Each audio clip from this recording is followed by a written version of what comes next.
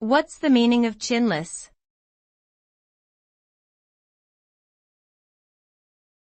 Chinless.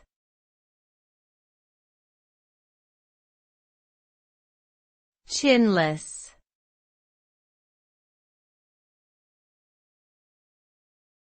Chinless.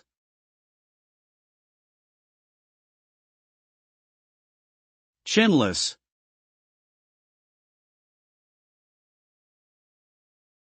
Chinless is typically used as an insult to describe someone who lacks a prominent chin, which can be seen as a desirable physical feature. It often carries connotations of weakness or passivity. However, the use of this term as an insult is considered derogatory and offensive. Using physical characteristics to belittle or demean someone is not appropriate or acceptable behavior. It is important to treat all individuals with respect and kindness, regardless of their appearance.